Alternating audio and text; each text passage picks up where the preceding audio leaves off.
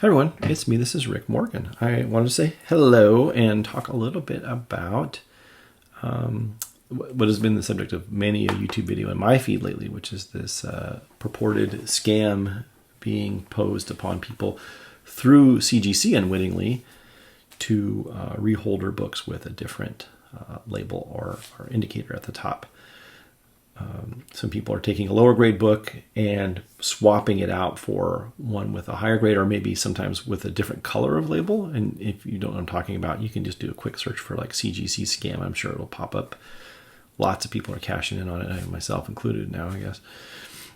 And you know, it's like, for example, this book is a Hulk 449, but it reads Amazing Spider-Man 289 at the top. This one's will be very easy to see. The question came to my mind immediately is that how is this being done? How are they swapping out the labels and then sending it in to get reholdered? And the second one is if it's being done through CGC, CGC doesn't notice, and they see a lot of cases all the time, every day, and reholder them. Could this be happening to other people as well? And if so, how is it being done, and how do you detect it? Something I looked at a little bit. Nolan and I, my son Nolan, worked on it, and I think we got an answer. So I have a book here. I'll show you an example of a video where, like for example, this book reads 8.0 Hulk 449, but it's not Hulk 449 inside, but it's sealed. And although you can tell on one side what, if you look at it, what has happened. I mean, there's some evidence of it here, but the other side, you can't see anything, and it's sealed all the way around, just like normal, and you wouldn't know, right? So I now know what I would do to do it, even though this particular one would be, you can tell. I know how you can do. You wouldn't be able to tell very easily, and I know what to look for. So I'll review, go over the video now of what I did. Why this one is imperfect on one side and perfect on the other, and what I would do in the future. I'll let you know too, if I were try to trick someone, how you can still tell, even though that's been done, and what you need to look for to see, even though it's very subtle. So anyway, I hope you enjoy the video, and I hope I'm not instructing anyone how to do this, which I don't think I am, because it looks like this has been happening for years already, but I hope I'm instructing people what to look for if this is indeed the way that they are doing this, what I consider to be a crime. I consider it to be fraud. I don't know what you people think, but I would say it is. So anyway, I hope you enjoy the video, and I'll see you at the end. Take care. Bye-bye.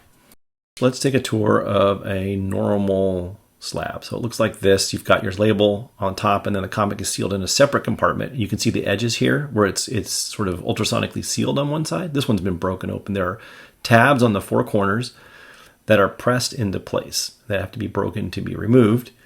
You've got a bottom, that's the top, comes off the bottom compartment, has a sealed comic book. You can see these little tabs. There's a little ball that's forced into a small hole here, and you can see that there's one in each corner of the book. It's ultrasonically sealed in one spot here, and you've got a spot there as well. And the crack, if you try to break them out, there's an obvious crack, and it doesn't fit back together well.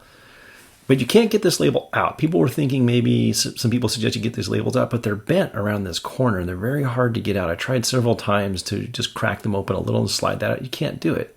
At least I can't do it. So I'm thinking what's more likely that it's actually separated. The comic is pulled, and the book is retained in the top.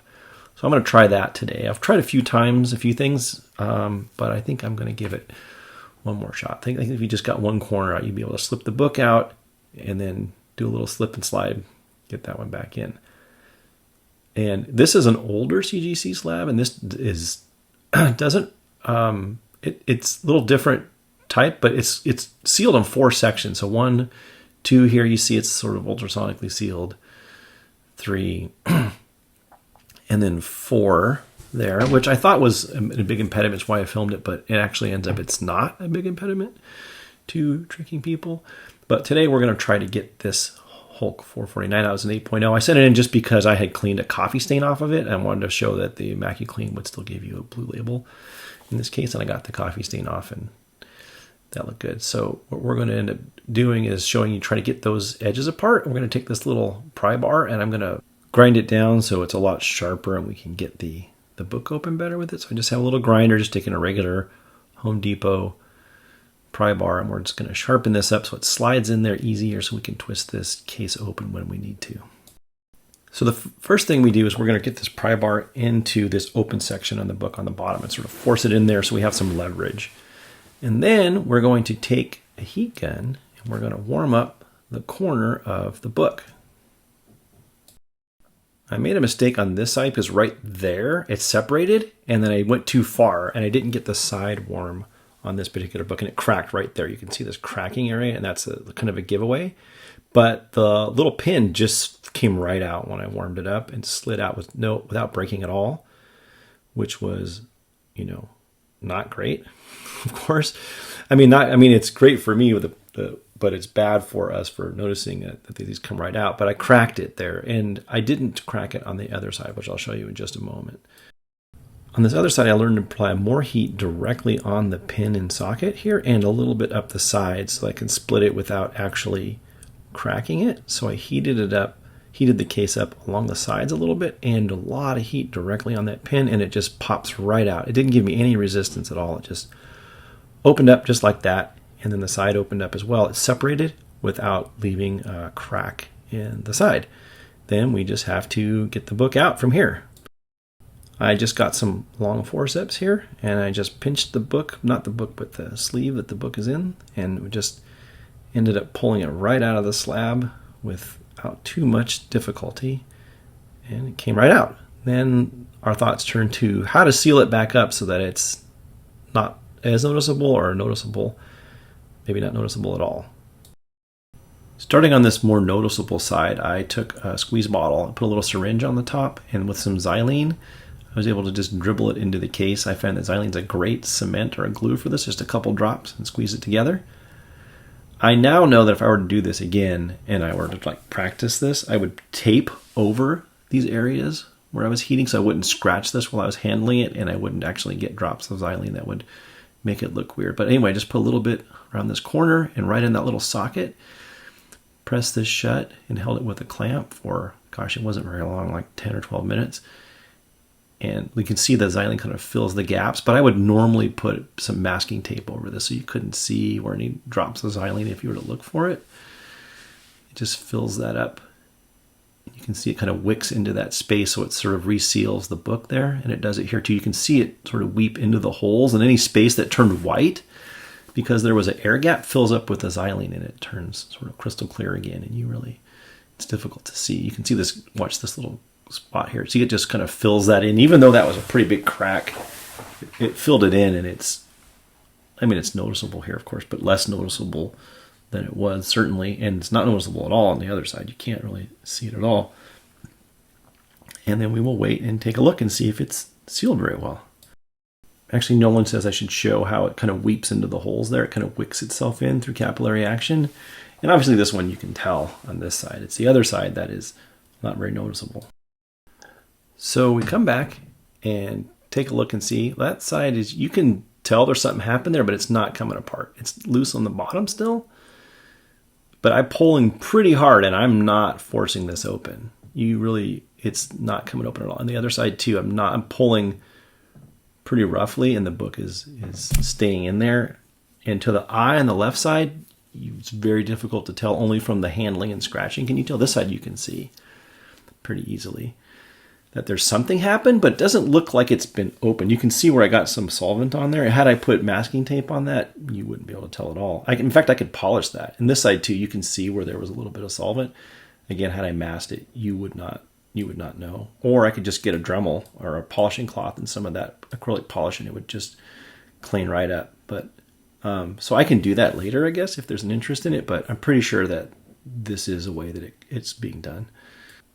So if it were me, that's what I would have done. And I have to imagine that if this has been a problem going through CGC and getting reholdered and officially reholdered and renumbered, and there's the wrong book in there, which is a pretty risky thing for anybody to do because of all the images of similar books around. And I think a couple of people have said they're sort of hiding in the numbers of lots of books. I imagine that that's true. But I have to imagine that it's also happening without sending him back to CGC. This was this took very little time to do this, with a little practice, like I said, with a little bit of tape to make sure I didn't get any solvent on there or mar it up when I'm getting this open, and just a heat gun, it come right open. And then, I mean, you could probably even just drop a little bit of solvent inside the 2 holes in there and press this shut without even, it would just seal right up, and you would be none the wiser. If I were to buy a book and I bought a Hulk and it's a 9.6 and then they put a 9.2 or even an 8.5 in there, I may not argue with it, because there's so much variation in slab to slab anyway that I probably wouldn't put up a stink. Or if there was, they were the same grade, but one was a green label because it was missing a page or a coupon and you never opened it, you'd probably never know the difference, right?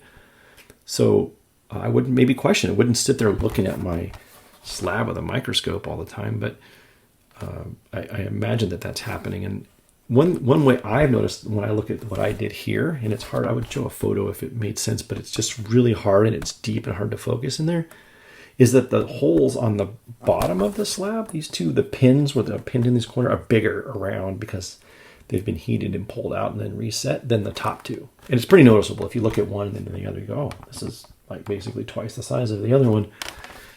And that's it. Like, that's the only thing I could see. Obviously on the other side, where I'm discounting the marks I made from handling it and solvent dropping and stuff. But as far as the case separation goes, that's the only thing I could tell.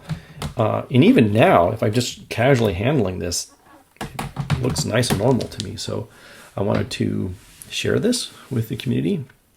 Hopefully none of these books are out there. Maybe hopefully I'm wrong and these don't exist in people's personal collections. But in case they do, I wanted to give you this little tip of kind of things to look for. So I hope this helps. Take care. Bye-bye.